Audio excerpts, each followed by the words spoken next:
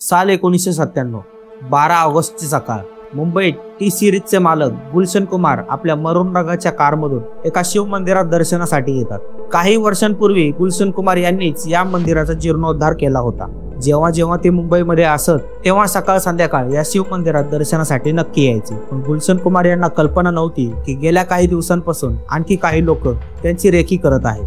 3 लोक मंदिराजवळील Shiva hair cutting salon मध्ये बसून गुलशन कुमार यांची वाट पाहत होते. आपली कार रस्त्याच्या कडेला पार्क करून गुलशन कुमार एका झोपडपट्टीत शिरतात जिथे शिव मंदिर होते. तिथे गुलशन कुमार यांची वाट पाहत मंदिर समितीचे अध्यक्ष रामचंद्र लवंगारे हेही उपस्थित होते. दररोज प्रमाणे सुमारे 15 मिनिटे पूजापाठ केल्यानंतर गुलशन कुमार मंदिराबाहेर पडतात. मंदिरापासून काही अंतरावर गुलशन कुमार यांची कार उभी होती. ड्रायव्हर रूपलाल सरोज ड्रायव्हर सीटवर बसण्यासाठी दुसऱ्या बाजूने जात होते. पुढे पुढे गुलशन कुमार आणि त्यांच्या मागे मंदिर अध्यक्ष रामचंद्र लवंगारे कारकडे जात होते. गुलशन कुमार आपली कार उघडणार होते की अचानक एक माणूस येतो आणि गुलशन कुमार यांच्या कपाळाला बंदूक लावतो. घाबरून गुलशन कुमार विचारतात, हे काय करत आहात? लांब केस असलेला तो माणूस म्हणतो, खूप पूजा केलीस, आता वर जाऊन कर. काही समजण्याच्या आतच हल्लेखोराने आपल्या पिस्तुलाचे ट्रिगर दाबले आणि गोळी गुलशन कुमार यांच्या कपाळाला चाटून पुढे निघून जाते. पहिल्या 3 गोळ्यानंतर गुलशन कुमार जमिनीवर पडतात. पण तरीही आपला जीव वाचवण्यासाठी ते रांगत जवळच्या एका झोपडीत घुसण्याचा प्रयत्न करतात आणि आत असलेल्या एका महिलेला म्हणतात, दरवाजा बंद कर, या लोकांपासून वाचव. पण घाबरलेल्या त्या महिलेने गुलशन कुमार यांच्या समोरच आपल्या घराचा दरवाजा बंद करून घेतला. जवळच्या दुसऱ्या झोपडीनेही गुलशन कुमार यांना आत येऊ दिले नाही. आपल्या मालकाला रक्तबंबाळ झालेला पाहून ड्रायव्हर रूपलाल सरोज हल्लेखोरांच्या दिशेने धावतो आणि त्यांच्यावर कलश फेकून मारतो. पण हल्लेखोर रूपलालच्या पायावर 2 गोळ्या मारतात, ज्यामुळे तो जखमी होतो. इकडे अडखळत रांगत गुलशन कुमार जवळच्या एका सार्वजनिक शौचालयापर्यंत पोहोचतात. तिथे तिसरा हल्लेखोरही येतो आणि गुलशन कुमार यांच्यावर गोळ्यांचा वर्षाव सुरू करतो. अशा प्रकारे हल्लेखोरांनी गुलशन कुमार यांच्या शरीरात एकूण 16 गोळ्या झाडल्या. गुलशन कुमार शौचालयाच्या भिंतीला टेकून जमिनीवर पडतात. त्या भिंतीवर देवी दुर्गा मातेच्या चित्राची एक टाईल लावलेली होती. ज्या माणसाने आयुष्यभर देवीसाठी अमरगीते गायली तो देवीच्या चरणांशी आपला प्राण सोडतो. ते 3 हल्लेखोर गुलशन कुमार यांचा मृत्यू झाल्याची खात्री करतात आणि त्यानंतर रस्त्याकडे पळ काढतात. गुलशन कुमार यांनी आपल्या संपूर्ण आयुष्यात भक्तिगीते गायली, लाखो लोकांना मदत केली, गरीब लोकांना पोटभर जेवण मिळण्यासाठी त्यांनी कोट्यवधी रुपये खर्च केले आणि तेच गुलशन कुमार एका सार्वजनिक शौचालयासमोर निश्चित पडून मृत्यू पावतात. अशा वेळी प्रत्येकाच्या मनात एकच प्रश्न होता, गुलशन कुमार यांना कोणी मारले? गुलशन कुमार यांची हत्या का आणि कोणी करून घेतली? याच सर्व प्रश्नांची उत्तरं शोधण्याचा प्रयत्न आजच्या या भागात आपण करणार आहोत.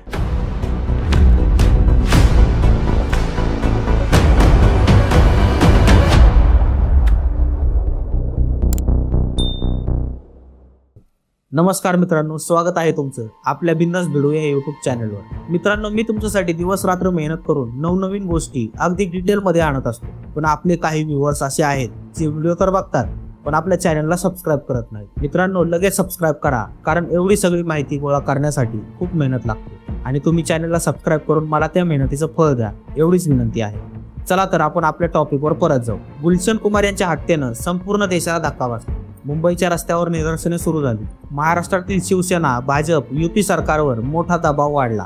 हे सर्व घडत असताना 19 ऑगस्ट रोजी अंडरवर्ल्डने बिल्डर नटवरलाल देसाई यांची गोळी झाडून हत्या केली. गेल्या 3 वर्षात सुमारे 15 बिल्डरांची अशाच प्रकारे हत्या झाली होती. वरून हाय प्रोफाईल गुलशन कुमार यांच्या हत्येनंतर एका आठवड्यातच बिल्डर नटवरलाल देसाई यांची हत्या झाल्याने महाराष्ट्र सरकार आणि मुंबई पोलिसांची खूप नाचक्की झाली होती. मुंबईचे तत्कालीन पोलीस आयुक्त SC मल्होत्रा यांना हटवून रोनाल्ड मेंडोसा यांना मुंबईचे नवे पोलीस आयुक्त बनवण्यात आले. काही दिवसानंतर 1 सप्टेंबर 1997 रोजी पोलीस आयुक्त मेंडोसा यांनी एक पत्रकार परिषद बोलावली. मेंडोसा यांनी या पत्रकार परिषदेत एक मोठा खुलासा करताना सांगितले की गुलशन कुमार यांची हत्या ज्या 3 शूटर्सनी केली होती त्यांना दुसऱ्या कोणी नाही तर म्युझिक कंपोजर नदीम सैफी यांनी सुपारी देऊन पाठवली होती. ही बातमी सर्वांसाठी धक्कादायक होती, कारण ज्या गुलशन कुमार यांनी आपल्या आशिकी चित्रपटात काम देऊन नदीम सैफी यांना सुपरस्टार बनवले होते, त्याच गुलशन कुमार यांना नदीम सैफी सुपारी देऊन का मारतील?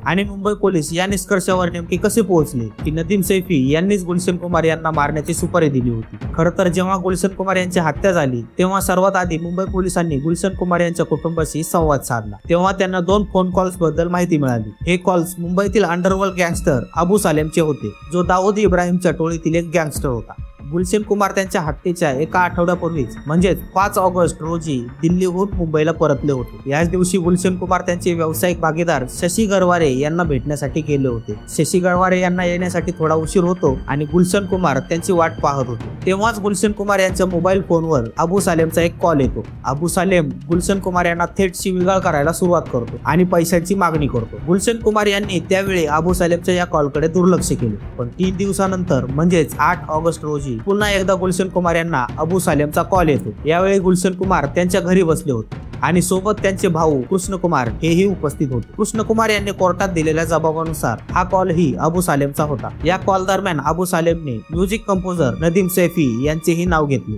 आणि गुलशन कुमार यांना विचारले की तुम्ही नदीमच्या गाण्यांना प्रोत्साहन का देत नाही। तेव्हा गुलशन यांनी उत्तर दिले की मी प्रोत्साहन दिले होते, पण तो गायक म्हणून चांगला नाही, म्युझिक कंपोजर म्हणून चांगला आहे। अबू सालेम गुलशन कुमार यांना बोलले की तू अजूनपर्यंत मुंबई पोलिसांना कळवलेले नाही, म्हणजे तू मला हलक्यात घेत आहे। यावर गुलशन कुमार म्हणाले मी माझा धर्म पाळत आहे आणि तुम्ही तुमचा धर्म पाळा। तेव्हा अबू सालेम म्हणाला आता तुम्ही तुमच्या परिणामांची तयारी करा। एवढे बोलून अबू सालेमने फोन ठेवला। या कॉलच्या 3 दिवसानंतरच गुलशन कुमार यांची हत्या केली जाते। इथे मुंबई पोलिसांना 2 गोष्टी जोडलेल्या दिसतात। एक अबू सालेम जो गुलशन कुमार यांच्याकडून खंडणीची रक्कम मागत होता आणि दुसरे म्युझिक कंपोजर नदीम सैफी। नदीम सैफी जुलै महिन्याच्या मध्यातच लंडनला गेले होते आणि ज्यावेळी गुलशन कुमार यांची हत्या झाली त्यावेळीही ते लंडन मध्येच होते। नदीम यांनी पोलिसांना 4 तारखा दिल्या होत्या, ज्यात त्यांनी भारतात परत येण्याचे वचन दिले होते, पण आणखी वेळ हवा आहे असे सांगत नदीम सैफी भारतात येणे टाळत राहिले। मुंबई पोलिसांनी नदीम यांना लंडनहून भारतात आणण्याचा प्रयत्न केला, पण लंडनच्या नियमांमुळे नदीम यांना भारतात आणले जाऊ शकले नाही। ज्या पत्रकार परिषदेत पोलीस आयुक्त मेंडोसा यांनी नदीम सैफी यांच्या सहभागाचा खुलासा केला होता, त्याच पत्रकार परिषदेत मुंबई पोलिसांनी 12 जून रोजी दुबईत झालेल्या एका सिक्रेट म्युझिक नाईटचा उल्लेख केला। यात अनेक मोठे बॉलिवूड सुपरस्टारही सहभागी झाले होते। मुंबई पोलिसांनी दावा केला की याच सिक्रेट म्युझिक नाईट मध्ये गुलशन कुमार यांच्या हत्येचा कट रचण्यात आला होता। या पार्टीचे आयोजन दाऊद टोळीतील ड्रग डीलर विकी गोस्वामी याने केले होते। त्यामुळे मुंबई गुन्हे शाखेने शाहरुख खान, जॅकी श्रॉफ, बॉनी कपूर, चंकी पांडे, आदित्य पंचोली आणि सलमान खान यांसारख्या कलाकारांनाही चौकशीसाठी बोलावले। पोलिसांनी त्यांना त्यांच्या अलीकडील दुबईच्या दौऱ्याबद्दल आणि त्या पार्टीबद्दल विचारले, ज्यात गुलशन कुमार यांच्या हत्येचा कट रचला गेला होता। या सर्वांनी दिलेली उत्तरे सारखीच होती की आम्ही ती एक सामान्य पार्टी समजून गेलो होतो किंवा निमंत्रण आले होते पण गेलो नाही। शाहरुख खानने उत्तर दिले की तो दुबईला गेला होता पण त्याने पार्टीत भाग घेतला नव्हता। त्यामुळे मुंबई पोलिसांनी या सर्व कलाकारांना सोडून दिले। आश्चर्याची गोष्ट म्हणजे दुबईच्या hotel Royal Empires water park मध्ये झालेल्या या म्युझिक पार्टीसाठी नदीम आणि श्रवण यांनी 1ही रुपया घेतला नव्हता। Rediff.com बातमीनुसार श्रवण आणि फंक्शन मध्ये आलेले इतर पाहुणे यांना शेख अब्दुल रहमान अल कासमी यांनी आमंत्रित केले होते, जो या शोचा को स्पॉन्सर होता। या पार्टी बद्दल म्युझिक कंपोजर श्रवण यांना विचारले असता ते म्हणाले आम्ही तो शो कोणत्याही फी शिवाय केला होता। नदीम भाईने मला सांगितले होते की हा शो शेख अब्दुल रहमान अल कासमी याच्यासाठी करायचा आहे, जे त्यांचे खूप जवळचे मित्र आहेत। आम्ही फक्त त्यांच्यासाठी एक मदत करत होतो आणि नदीम माझे भागीदार असल्याने मी त्यांच्यावर विश्वास ठेवला आणि जास्त प्रश्न विचारले नाही। या दरम्यान ऑक्टोबर 1997 मध्ये मुंबई पोलिसांनी टी सिरीज कंपनीचे प्रतिस्पर्धी टिप्स म्युझिकचे मालक रमेश तोराणी यांना अटक केली। इंडिया टुडेच्या त्यावेळच्या रिपोर्ट्सनुसार पोलिसांनी रमेश तोराणी यांच्या ड्रायव्हर सेल्वाराजचा जबाब घेतल्यानंतर रमेश तोराणी यांना अटक केली होती। रमेश तोराणी यांच्या ड्रायव्हरने जबाब दिला होता की त्याने स्वतः रमेश तोराणी यांना अबू सालेमच्या एका हवाला एजंटला 25 लाख रुपयांची रक्कम देताना पाहिले होते आणि त्यावेळी नदीम सैफी हेही तिथे उपस्थित होते। पण रमेश तोराणी हे इतके श्रीमंत माणूस होते, मग त्यांच्यावर नदीम सैफी यांच्या सोबत मिळून गुलशन कुमार यांच्या हत्येची सुपारी देण्याचा आरोप का लागला? त्यांचे गुलशन कुमार यांच्याशी काय वैर होते? मुंबई पोलिसांनी टिप्स म्युझिकचे मालक रमेश तोराणी यांना गुलशन कुमार यांच्या हत्येचा आरोपी का बनवले? हे काही प्रश्न आहेत जे आता तुमच्या मनात येत असतील। गुलशन कुमार यांच्या हत्येच्या तपासामध्ये 3 प्रमुख संशयित व्यक्ती मिळाले। Music composer Nadeem Saifi, Tips म्युझिकचे मालक रमेश तोराणी आणि अंडरवर्ल्ड डॉन दाऊद आणि अबू सालेम या तिघांवर आरोप आहे की त्यांनीच मिळून गुलशन कुमार यांची हत्या केली होती। पण का? याचे उत्तर तुम्हाला गुलशन कुमार यांच्या यशाच्या कथेत मिळते, जे आपण आता पुढे पाहणार आहोत। 5 मे 1956 रोजी गुलशन कुमार यांचा जन्म एका पंजाबी हिंदू कुटुंबात झाला। गुलशनचे वडील चंद्रभान 1947च्या हिंदू मुस्लिम दंगलीमुळे पश्चिम पंजाब मधून येऊन दिल्लीत स्थायिक झाले होते। चंद्रभान यांनी घर चालवण्यासाठी एक लहानसे ज्यूसचे दुकान उघडले होते। या दुकानावर गुलशन कुमार ही आपल्या वडिलांसोबत काम करत असत। पण गुलशन कुमार यांचे मन संगीतात जास्त रमत असल्याने त्यांच्या वडिलांनी गुलशन कुमार यांच्यासाठी म्युझिक रेकॉर्ड्स आणि कॅसेटचे वेगळे दुकान उघडले। 1970च्या दशकात म्युझिक इंडस्ट्रीमध्ये GCI म्हणजेच ग्रामोफोन कंपनी ऑफ इंडिया आणि पॉलिडोर नावाच्या 2 म्युझिक रेकॉर्ड लेबलचा दबदबा होता, ज्यांना आज तुम्ही सारेगामा आणि म्युझिक इंडिया लेबल या नावाने ओळखता। म्हणजेच हे लेबल्स चित्रपटाचे संगीत बनवणे, विकणे आणि त्यांना प्रोत्साहन देण्याचे काम करत होते। या कंपन्या मोठ्या शहरांमधील मर्यादित दुकानांमधून म्युझिकच्या LP म्हणजेच लॉंग प्लेइंग रेकॉर्ड्सची विक्री करत असत। हे तेच रेकॉर्ड्स आहेत जे तुम्ही जुन्या चित्रपटांमध्ये पाहिले असतील, ज्यात एक मोठी डिस्क असते। आता येथे अडचण अशी होती की या कंपन्यांनी आपल्या LP रेकॉर्डची विक्री करण्यासाठी कोणतेही योग्य नेटवर्क बनवले नव्हते। त्यांची दुकानं फक्त मोठ्या शहरांमध्येच असायची, तीही निवडक। त्यामुळे लहान शहरे आणि गावांमध्ये ते मिळणं खूप कठीण होतं। या कारणामुळे हे म्युझिक रेकॉर्ड्स केवळ महाग विकले जात नव्हते, तर त्यांची बाजारपेठ ही खूप लहान होती। दुसरीकडे त्या काळात आपल्या देशात कॅसेट प्लेअर हळूहळू खूप लोकप्रिय होत होते, पण या कॅसेट ही LP प्रमाणेच महाग विकल्या जात होत्या। जी कॅसेट डिस्ट्रीब्युटरला फक्त 19 रुपयांना मिळत होती, ती बाजारात येईपर्यंत 50 ते 60 रुपयांना विकली जायची। इतक्या महागड्या कॅसेट्स असल्याने LP रेकॉर्ड्स प्रमाणेच त्या फक्त उच्च मध्यम वर्गीय किंवा श्रीमंत लोकच खरेदी करू शकत होते। म्हणून गुलशन कुमार यांनी विचार केला, या कॅसेट स्वतःच बनवायला सुरुवात का करू नये, आणि जर त्यांना स्वस्त केले तर संपूर्ण बाजारपेठेवर वर्चस्व मिळवता येईल। हे लक्षात घेऊन गुलशन कुमार यांनी 1970च्या दशकात नोएडामध्ये सुपर कॅसेट्स नावाच्या म्युझिक कंपनीची सुरुवात केली। पण हा काळ लता मंगेशकर आणि किशोर कुमार यांच्या गाण्यांचा होता। गुलशन कुमार इतके श्रीमंत नव्हते की ते या मोठ्या गायकांना कामावर घेऊ शकतील, म्हणून त्यांनी पायरेसी लॉच्या काही उणिवांचा फायदा घेतला। गुलशन कुमार यांनी या मोठ्या गायकांच्या गाण्यासारखेच बोल आणि सारखेच संगीत स्थानिक गायकांकडून गाऊन ते रेकॉर्ड करायला सुरुवात केली, कारण कव्हर सॉन्गवर अशी कोणतीही कठोर पॉलिसी नव्हती। गुलशन कुमार या स्थानिक गायकांनी गायलेल्या कॅसेटवर खूप लहान अक्षरांमध्ये कव्हर सॉन्ग असे लिहित आणि त्यांची विक्री सुरू करत असत। त्या काळात कमी लोक शिकलेले असल्याने या कॅसेटची विक्री मोठ्या प्रमाणात होऊ लागली। जी मूळ कॅसेट बाजारात 50 ते 60 रुपयांना विकली जायची, ती गुलशन कुमार आता फक्त 8 रुपयांना विकू लागले।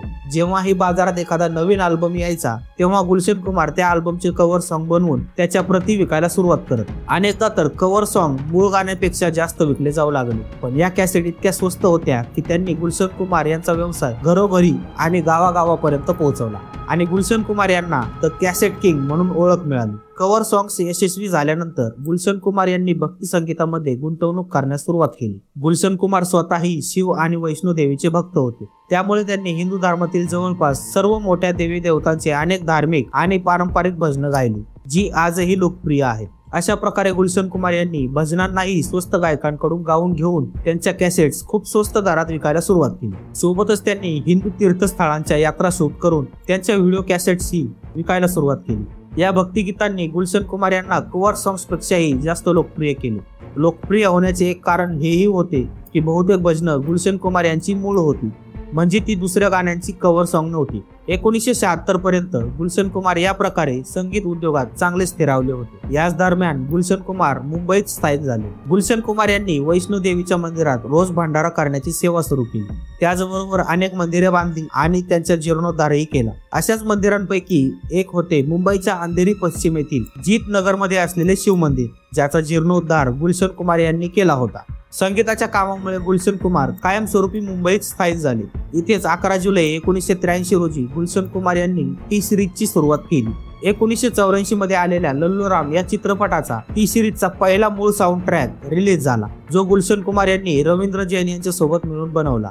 हे तेच रवींद्र जैन आहेत ज्यांची भजनं तुम्ही नक्की ऐकली असतील। पण टी सिरीजच्या संगीताला पहिले मोठे यश 1988 मध्ये आमिर खान आणि जुही चावला यांच्या कयामत से कयामत तक या चित्रपटातून मिळाले। या चित्रपटाच्या गाण्याचा अल्बम 1988 सालचा सर्वाधिक विकला जाणारा अल्बम बनला। चित्रपटातील गाणी घरोघरी गायली जाऊ लागली। अशा प्रकारे गुलशन कुमार यांनी बॉलिवूडच्या संगीतातही आपला ठसा उमटवला। आता गुलशन कुमार यांनी संगीत निर्मितीसोबतच चित्रपट निर्मितीमध्येही आपले नशीब आजमावायला सुरुवात केली। 1989 मध्ये आलेला लाल दुपट्टा मलमल का हा गुलशन कुमार यांनी निर्मित केलेला पहिला चित्रपट होता। मात्र हा चित्रपट बॉक्स ऑफिसवर फ्लॉप झाला। पण पुढील वर्षी गुलशन कुमार यांचा एक असा चित्रपट आला ज्याने सर्व रेकॉर्ड तोडून टाकले। हा चित्रपट होता आशिकी। या चित्रपटाचे दिग्दर्शन महेश भट यांनी केले होते आणि निर्मिती गुलशन कुमार यांनी केली होती। या चित्रपटाचे क्लासिकल संगीत टी सिरीज कंपनीने बनवले होते। चित्रपटाची गाणी लोकांच्या तोंडी चढली होती। आशिकी चित्रपटाच्या या शानदार गाण्यांचे संगीत नदीम सैफी आणि श्रवण राठोड या जोडीने दिले होते, जी या अल्बम सोबतच बॉलिवूड मधील सुपरस्टार संगीतकार बनले। या चित्रपटाची गाणी कुमार सानू, अनुराधा पौडवाल आणि सोनू निगम यांसारख्या नवीन गायकांनी गायली होती, जे या चित्रपटानंतर रातोरात सुपरस्टार बनले। आशिकी चित्रपटाच्या ऑडिओ कॅसेट इतके विकल्या गेल्या की 1 कोटीची मोजणी झाल्यावर टी सिरीजने त्यांची मोजणी करणे बंद केली। चित्रपटाचा नायक राहुल रॉय यांच्या हेअरस्टाईलसाठी सलूनच्या दुकानांमध्ये चढाओढ लागली होती। 1980च्या दशकात चित्रपट उद्योगावर एका प्रभावशाली गटाचा दबदबा होता, जो फक्त निवडक कलाकारांनाच पुढे करत असे, जसे की लता मंगेशकर आणि आशा भोसले या त्यांच्या आवडत्या गायिका होत्या। पण गुलशन कुमार यांनी रातोरात नवीन कलाकार उभे केले। सोनू निगम, अनुराधा पौडवाल, कुमार सानू आणि उदित नारायण यांसारख्या नवीन कलाकारांना पहिल्यांदा संधी देणारे गुलशन कुमारच होते। लवकरच टी सिरीज एक मोठा ब्रँड बनली। 1993 मध्ये गुलशन कुमार संपूर्ण देशात सर्वाधिक कर भरणारे व्यक्ती बनले। त्यांच्या यशाच्या शिखरावर टी सिरीजने 65% संगीत बाजारावर एकट्याने कब्जा केला। आता प्रत्येक मोठ्या चित्रपटाचे संगीताचे हक्क फक्त टी सिरीज कडेच होते। यानंतर सारेगामाचा नंबर येत होता, ज्यांच्याकडे जुन्या गाण्यांची सर्वाधिक प्लेलिस्ट होती। ही तीच सारेगामा आहे जी आधी GCI कंपनी होती। यानंतर टिप्स कंपनी येत होती। Sony, Universal, Venus, BMG, Crescendo, Magnasound आणि टाइम्स म्युझिक यांसारख्या कंपन्या येत होत्या, पण टी सिरीजच्या जवळपास कोणीही नव्हतं। आता गुलशन कुमार यांनी आपला भाऊ कृष्ण कुमार याला स्टार बनवण्याचा निर्णय घेतला। 1993 मध्ये गुलशन कुमार यांनी आजा मेरी जान नावाचा चित्रपट बनवला आणि आपला भाऊ कृष्ण कुमार याला अभिनेता म्हणून लॉन्च केले, पण हा चित्रपट बॉक्स ऑफिसवर पूर्णपणे फ्लॉप झाला। 1993 मध्येच कृष्ण कुमारचे आणखी 2 चित्रपट कसम तेरी कसम आणि शबनम रिलीज झाले, पण दोन्हीही सबसेल फ्लॉप झाले। आता गुलशन कुमार यांनी निखिल विनय, उमर उत्पल, मिलिंद सागर आणि राजू सिंग यांसारख्या मोठ्या संगीतकारांना एकत्र केले आणि पुढील चित्रपटाचे दिग्दर्शन आणि निर्मिती स्वतःच्या हातात घेतली। 1995 मध्ये त्यांनी एक असा चित्रपट बनवला ज्याने सर्व रेकॉर्ड तोडले। या चित्रपटाचे नाव होते बेवफा सनम। या चित्रपटात कृष्ण कुमार आणि शिल्पा शिरोडकर यांची जोडी जबरदस्त हिट झाली आणि संगीत तर सुपरहिट ठरले। चित्रपटाची गाणी इतकी हिट झाली की गुलशन कुमार बॉलिवूड इंडस्ट्रीचे बादशाह बनले। पण या चित्रपटानंतर 2 वर्षाच्या आतच 12 ऑगस्ट 1997 रोजी सकाळी गुलशन कुमार यांना मृत्यूच्या दरीत ढकलले गेले। पण प्रश्न हा आहे की गुलशन कुमार यांच्या हत्येमध्ये अंडरवर्ल्ड डॉन अबू सालेम आणि नदीम सैफी यांचे नाव का आले? खरं तर ज्या काळात गुलशन कुमार बॉलिवूडमध्ये यशाच्या शिखरावर पोहोचत होते, त्याच काळात मुंबईवर अंडरवर्ल्डचा प्रभाव वाढत होता। 1993 मध्ये बॉम्बस्फोट घडवल्यानंतर दाऊद आणि त्याच्या टोळीतील लोक मुंबई सोडून दुबईला पळून गेले होते, पण तरीही मुंबईत त्यांचे एक मोठे नेटवर्क काम करत होते। त्यावेळी मुंबईतील रिअल इस्टेट क्षेत्र थोडेसे खाली आले होते, जिथून अंडरवर्ल्डला मोठे पैसे मिळत होते। त्यामुळे अंडरवर्ल्डची नजर आता बॉलिवूडवर होती। 7 जून 1994 रोजी चित्रपट निर्माते जावेद रियाज सिद्दीकी यांची हत्या करण्यात आली। ही अंडरवर्ल्डने बॉलिवूडमध्ये केलेली पहिली मोठी हत्या मानली जाते। असे म्हटले जाते की जावेद सिद्दीकी विश्वंभर अमृत नावाचा एक चित्रपट बनवत होते। या चित्रपटात जावेद यांनी पाकिस्तानी अभिनेत्री जेवा बख्तियार हिला घेतले होते। असे म्हणतात की जेवाची निवड दाऊद इब्राहिमच्या शिफारशीवरच झाली होती, पण काही दिवसानंतर जावेद यांनी जेवाला चित्रपटातून काढून टाकले। दाऊदला ही गोष्ट आवडली नाही। दाऊदच्या टोळीने याला आपला अपमान मानला आणि मग जावेद सिद्दीकी यांना गोळ्या मारण्यात आल्या। जावेद सिद्दीकी यांची हत्या बॉलिवूडच्या लोकांमध्ये भीती निर्माण करण्यासाठी पुरेशी होती। त्यावेळी गुलशन कुमार यांच्याबद्दल अशी गोष्ट खूप प्रचलित होती की ते दररोज वैष्णो देवीच्या मंदिरात 1 लाख रुपयांचा प्रसाद अर्पण करतात। त्यांच्या कमाईबद्दल ही सर्वांना माहिती होती। त्यामुळे 1995च्या सुरुवातीपासूनच गुलशन कुमार यांना खंडणीसाठी फोन येऊ लागले आणि हे फोन दुसरं कोणी नाही तर दाऊद इब्राहिमचा उजवा हात अबू सालेम करत होता। अबू सालेम डी कंपनीचा गँगस्टर होता, जो उत्तर प्रदेशातील आजमगड वरून मुंबईला आला होता।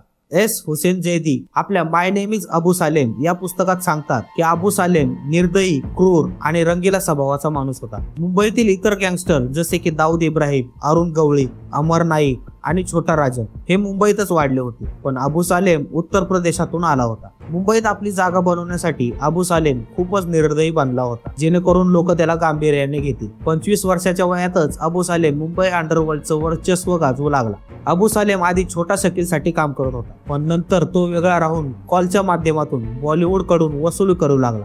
1993 नंतर अबू सालेम ही दुबईत राहूनच फोनच्या माध्यमातून बॉलिवूडला धमकावून ठेवू लागला होता। अबू सालेम किती क्रूर होता याचा अंदाज हुसेन जैदी यांच्या पुस्तकातील एका घटनेवरून लावता येतो. हुसेन जैदी सांगतात की सालेमने नुकताच मारलेल्या आपल्या शिकारीच्या घरी त्याला मारल्यानंतर 13व्या दिवशी फोन करत असे. समोरून त्याची पत्नी फोन उचलायची आणि जेव्हा तिला तिच्या पतीच्या मारेकऱ्याबद्दल म्हणजे अबू सालेम बद्दल कळायचे तेव्हा ती मोठ्याने रडायला लागायची, पण सालेम मोठ्याने हसायचा. यावरून तुम्हाला समजेल की सालेमची मानसिकता किती भयानक होती. जिथे छोटा शकीलकडे सादिक कालिया नावाचा शूटर होता, राजन टोळीकडे अरुण महाजन होता, अरुण गवळीकडेही अनेक शूटर्स होते, तिथे अबू सालेमकडे स्वतःची कोणतीही टोळी किंवा शूटर्स नव्हते. तो उत्तर प्रदेश आणि बिहार मधून अशा मुलांना बोलवायचा जे देशी कट्टे चालवायचे. अबू सालेम त्यांना चांगले पैसे देऊन मुंबईत बोलवायचा, शस्त्रे द्यायचा आणि काम पूर्ण झाल्यावर त्याच दिवशी त्यांना परत ट्रेनने उत्तर प्रदेश आणि बिहारला पाठवून द्यायचे. यामुळे सालेमच्या टोळीतील लोक कधीच पकडले जात नव्हते. म्हणून अबू सालेमचे पुढील लक्ष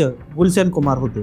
जून 1994 मध्ये जावेद रियाज सिद्दीकी यांची हत्या झाल्यापासूनच गुलशन कुमार यांच्याकडे अबू सालेमचे फोन येऊ लागले होते. गुलशन कुमार यांना सांगितले जायचे की तुम्ही मंदिरात लाखो रुपये अर्पण करता, थोडे पैसे आम्हालाही अर्पण करा. अशा प्रकारे अबू सालेमने गुलशन कुमार यांच्याकडे दरमहा 5 लाख रुपये प्रोटेक्शन मनीची मागणी केली. असे मानले जाते की सुरुवातीच्या दिवसांमध्ये गुलशन कुमार यांनी सालेमला पैसे पाठवले होते, पण नंतर जेव्हा सालेमची मागणी वाढू लागली तेव्हा गुलशन कुमार यांनी पैसे देण्यास नकार दिला. मात्र ही गोष्ट अधिकृतपणे नोंदवलेली नाही. गुलशन कुमार यांचे भाऊ कृष्ण कुमार या गोष्टीचा इन्कार करतात. एक प्रकारे गुलशन कुमार अबू सालेमच्या धमक्यांमुळे त्रासून त्याच्या कॉल्सकडे दुर्लक्ष करू लागले होते. ही गोष्ट अबू सालेमसाठी इगोची होती. अबू सालेमने गुलशन कुमार यांच्या व्यतिरिक्त बॉलिवूड मधील इतर दिग्दर्शक आणि निर्मात्यांनाही धमकावले होते, ज्यात सुभाष घई आणि गुप्त चित्रपट दिग्दर्शित करणारे राजीव राय यांचाही समावेश होता. राजीव राय यांच्यावर तर 31 जुलै 1997 रोजी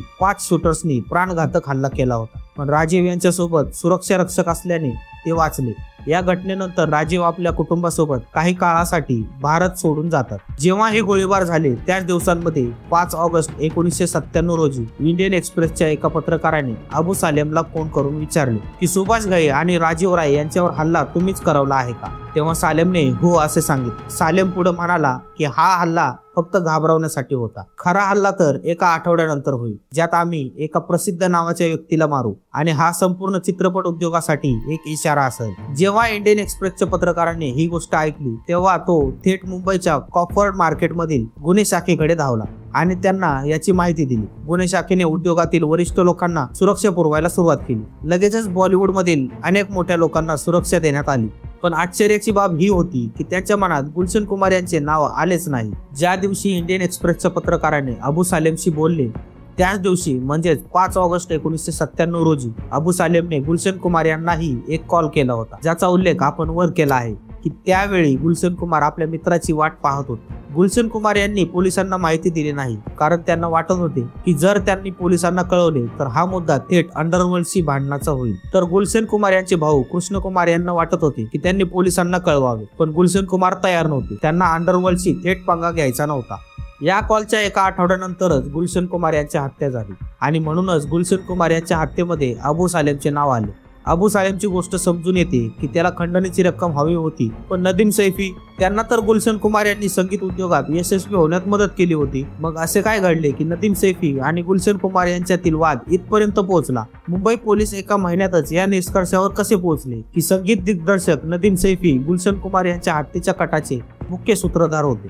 यामागची कथा अशी आहे की आशिकी चित्रपटानंतर नदीम आणि श्रवण या सुपरहिट जोडीने अनेक सुपरहिट चित्रपटाचे संगीत दिले, जसे की 1991चा साजन, फूल और कांटे, सडक, दिल है की मानता नहीं, हम है राही प्यार के, रंग, दिलवाले, राजा हिंदुस्तानी, साजन चले ससुराल, जुदाई आणि मोहब्बत ही अशी चित्रपट होती ज्यांची गाणी सुपरहिट झाली होती आणि ती देणारे श्रवण आणि नदीम सैफी यांची जोडी होती, ज्यामुळे नदीम सैफी सर्वाधिक मानधन घेणारे संगीत दिग्दर्शक बनले होते. पण याच दरम्यान असे काही घडले ज्यामुळे गुलशन कुमार आणि नदीम यांच्यात वादाला तोंड फुटले. इंडिया टुडे मासिकाच्या त्यावेळच्या रिपोर्ट्सनुसार गुलशन कुमार यांच्या हत्येनंतर जेव्हा पोलिसांनी गुलशन कुमार यांच्या कुटुंबियांची आणि सुपर कॅसेटच्या वरिष्ठ अधिकाऱ्यांची चौकशी केली तेव्हा त्यांचा पहिला संशय नदीम सैफी यांच्यावर गेला. खरं तर गुलशन कुमार यांच्या हत्येचा 1 वर्ष आधीच म्हणजेच 1996 मध्ये नदीम यांनी हाय अजनबी नावाचा आपला पहिला ऑडिओ अल्बम बनवला होता. तोपर्यंत नदीम फक्त संगीत दिग्दर्शक होते, गायक नव्हते. पण या अल्बम मध्ये नदीम यांनी पहिल्यांदा स्वतः गाणी गायली होती. त्यांना वाटत होते की गुलशन कुमार यांची कंपनी हाय अजनबी अल्बमचे हक्क विकत घेईल, पण गुलशन कुमार हाय अजनबीचे हक्क विकत घेण्यासाठी तयार नव्हते. गुलशन कुमार यांचे भाऊ कृष्ण कुमार यांनी कोर्टात दिलेल्या जबाबानुसार गुलशन कुमार या अल्बम मध्ये रस दाखवत नव्हते. त्यांनी मला सांगितले की नदीम एक चांगला गायक नाही, म्हणून त्यांनी नदीम यांच्या ऑडिओ हक्क विकत घेण्याचा प्रस्ताव नाकारला. पण नंतर गुलशन कुमार यांनी हाय अजनबी अल्बमचे ऑडिओ हक्क विकत घेतले आणि प्रमोशनसाठी एका गाण्याचे चित्रीकरण ही केले. पण जेव्हा मार्च 1997 मध्ये हाय अजनबी रिलीज झाला तेव्हा तो सबशेल फ्लॉप झाला. या फेलियर साठी नदीम सैफी यांनी गुलशन कुमार यांना जबाबदार मानायला सुरुवात केली. नदीम यांना वाटत होते की गुलशन कुमार यांनी जाणून बुजून यांच्या अल्बमचे चांगले प्रमोशन केले नाही, जेणेकरून नदीमचा अल्बम फ्लॉप होईल. कृष्ण कुमार यांच्या कोर्टातील जबाबानुसार यानंतर नदीम यांनी गुलशन कुमार यांना बघून घेईन अशी धमकी दिली. कृष्ण कुमार यांनी आपल्या जबाबात गुलशन कुमार यांच्या हत्येच्या एक आठवड्यापूर्वीच्या कॉल्स बद्दलही सांगितले की 5 ऑगस्टच्या कॉलमध्ये अबू सालेम गुलशन कुमार यांच्याकडून पैसे मागत होता आणि धमक्या देत होता. आणि 8 ऑगस्टच्या कॉलमध्ये त्यांनी नदीम सैफीचेही नाव घेतले होते की त्यांनी नदीमच्या अल्बमचे प्रमोशन का केले नाही. या कॉलच्या 3 दिवसानंतरच म्हणजे 12 ऑगस्ट रोजी गुलशन कुमार यांची हत्या केली गेली. म्हणूनच पोलिसांनी गुलशन कुमार यांच्या हत्येच्या कटात नदीम सैफी यांचे नाव समाविष्ट केले. इंडिया टुडे साठी लिहिलेल्या पत्रकार स्मृती कॉपीकर यांच्या रिपोर्ट्सनुसार गुलशन आणि नदीम यांचे संबंध तेव्हा बिघडले जेव्हा नदीम श्रवण यांनी विनस आणि टिप्स सारख्या दुसऱ्या कंपन्यांसोबत काम करायला सुरुवात केली. थोड्या काळाने त्यांच्यात समेट झाला. टी सिरीजने हाय अजनबी नावाचा पॉप अल्बम बनवला ज्यात नदीम स्वतः गायक बनले होते, पण अल्बम सबशेल फ्लॉप झाला. नदीम यांना वाटले की गुलशन यांनी जाणून बुजून त्यांचे प्रमोशन व्यवस्थित केले नाही.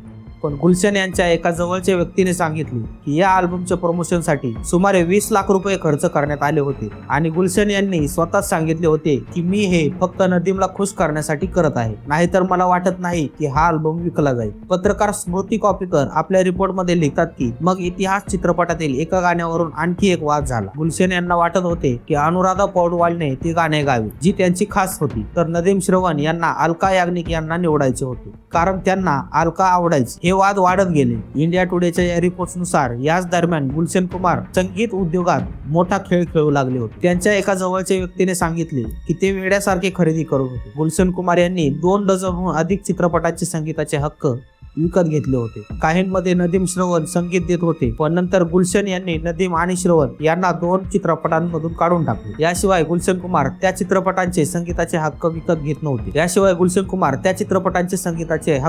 घेत नव्हते ज्यांचे संगीत नदीम आणि श्रवण या जोडीने दिले होते. यामुळे गुलशन कुमार यांच्यावर नदीमची नाराजी आणखी वाढली होती. पण या कथेत फक्त नदीम सैफी आणि अबू सालेमचेच नाव नव्हते, तर तिसऱ्या एका व्यक्तीवरही गुलशन कुमार यांच्या हत्येच्या कटात सामील असल्याचा आरोप होता आणि ते नाव होते टिप्स म्युझिक कंपनीचे मालक रमेश तोराणी. त्यांच्यावर मुंबई पोलिसांनी आरोप लावला होता की रमेश तोराणी यांनी नदीम सैफी यांच्या सोबत मिळून 25 लाख रुपयांची सुपारी देऊन गुलशन कुमार यांची हत्या केली होती. यामागचे कारण असे मानले जाते की संगीत उद्योगातील काही लोक गुलशन कुमार यांच्या यशाचा हेवा करत होते. त्या काळात बॉलिवूडच्या संगीत उद्योगावर काही निवडक कंपन्यांचाच कब्जा होता किंवा काही लोकांचाच एक गट बनला होता. हे लोक आपापसात मिळून संगीत दिग्दर्शक, गायक आणि बाजारपेठेवर पूर्ण नियंत्रण ठेवत असत. गुलशन कुमार यांच्या टी सिरीजच्या यशाने ते खुश नव्हते, म्हणून 1992च्या आसपास गुलशन कुमार यांनी चित्रपट संगीतावर लक्ष न देता गैर चित्रपट संगीतावर लक्ष केंद्रित करण्यास सुरुवात केली, जसे की भक्ती संगीत. त्यांनी अनुराधा पौडवाल सारख्या गायकांना प्रोत्साहन देऊन भक्ती गीतांमध्ये क्रांती घडवून आणली. देशभरात टी सिरीजच्या भजन, आरती आणि तीर्थयात्रांच्या व्हिडिओच्या कॅसेट्स विकल्या जाऊ लागल्या. यामुळे गुलशन कुमार यांनी कोट्यवधी रुपये कमवले. गुलशन कुमार यांना भक्ती संगीताचा सम्राट म्हणले जाऊ लागले. पण 1996 नंतर गुलशन कुमार यांनी पुन्हा चित्रपट संगीताच्या दुनियेत पाऊल ठेवले. 12 ऑगस्ट 1997 रोजी अब्दुल रऊफ पुन्हा एकदा सकाळी 6 वाजता शिव मंदिराकडे निघून जातो. त्याच्यासोबत त्याचा भाऊ रशीद मर्चंट आणि त्याचा दुसरा मित्र आदिल होता. तिघेही शिव मंदिराजवळ आपली जागा घेतात. सुमारे 10 वाजता गुलशन कुमार आपल्या कारमधून उतरतात. गुलशन कुमार यांना एकटे पाहून आदिल अब्दुल रऊफ आणि रशीदला जाऊन सांगतो की आज गुलशन कुमार यांच्यासोबत कोणताही सुरक्षा रक्षक नाहीये. ही गोष्ट रऊफ फोनवर अबू सालेमला सांगतो. तात्काळ अबू सालेम गुलशन कुमार यांना ठार मारण्याची परवानगी देतो. सोबतच तो म्हणतो की या संपूर्ण हत्येचा कट पूर्ण करताना फोन चालू ठेव, जेणेकरून मला गुलशन यांच्या किंचाळण्याचा आवाज ऐकू येईल. रऊफ तसेच करतो. गुलशन कुमार यांच्या जवळ जातो आणि गोळ्या चालवतो. मारेकऱ्यांनी गुलशन कुमार यांच्या शरीरात एकूण 16 गोळ्या झाडल्या, ज्यामुळे गुलशन कुमार यांचा तिथेच दुःखद मृत्यू होतो. हा संपूर्ण खेळ अंधेरी पश्चिमच्या एका गजबजलेल्या गल्लीत दिवसा ढवळ्या 15 ते 20 मिनिटं चालतो. असंख्य लोकांना मदत करणारे गुलशन कुमार कोणत्याही मदतीशिवाय एकटे लढत असताना मारले जातात. गुलशन कुमार यांच्यावर हल्ला केल्यानंतर अब्दुल रऊफ कोलकाताला पळून जातो आणि तिथून बांगलादेशला जातो आणि बांगलादेशहून दुबईला पोहोचतो. गुलशन कुमार हत्याकांडानंतर संपूर्ण देश हादरतो. यापूर्वीही मुंबईत अंडरवर्ल्डने अनेक मोठ्या हत्या केल्या होत्या, पण याची क्रूरता भयानक होती. दिल्लीच्या दर्यागंज भागात कधी काळी ज्यूसचे दुकान चालवणारे गुलशन कुमार यांना जरी मारले गेले असले तरी त्यांच्याद्वारे स्थापन केलेली टी सिरीज आज जगातील सर्वात मोठ्या संगीत कंपन्यांपैकी एक आहे. भारताच्या संगीतावर सर्वात मोठा कब्जा टी सिरीजचाच आहे. गुलशन कुमार हेच होते ज्यांनी भारतात संगीत स्वस्त केले आणि घरोघरी पोहोचवले. गुलशन कुमार यांच्यामुळे संगीत उद्योगाची प्रतिष्ठा वाढली. कलाकारांना आणि गायकांना पूर्वीपेक्षा खूप जास्त पैसे मिळू लागले. गुलशन कुमार यांच्या मृत्यूनंतर त्यांची भजनं अमर झाली. जे लोक आज इतर कोणत्याही संगीत कंपनीच्या मालकाला ओळखत नाहीत, त्यांचे नावही त्यांना माहीत नाही, ते लोक आजही गुलशन कुमार यांना ओळखतात. गुलशन कुमार यांनी सामान्य माणसापासून यशाच्या शिखरापर्यंतचा प्रवास पूर्ण केला. मृत्यूच्या त्या प्रवासात फक्त एक तारीख बनून राहिला आणि गुलशन कुमार आपल्या साम्राज्यामुळे नेहमीसाठी अमर झाले. मला आशा आहे की गुलशन कुमार यांची कहाणी सांगण्यात आम्ही यशस्वी झालो आहोत. आमच्या व्हिडिओने तुम्हाला या प्रकरणात मदत केली असेल. गुलशन कुमार प्रकरणावर तुमचं काय म्हणणं आहे कमेंट बॉक्स मध्ये नक्की सांगा. मी तुमच्या सर्व कमेंट्स वाचतो, अनेकदा लाईक ही करतो, पण उत्तर देण्यासाठी वेळ कमी असतो, त्यामुळे वाचून आनंद घेतो. जर जाता जाता तुम्ही व्हिडिओला लाईक आणि चॅनलला सबस्क्राईब कराल तर आम्हाला आमचे काम करण्यासाठी आणखी ऊर्जा मिळेल.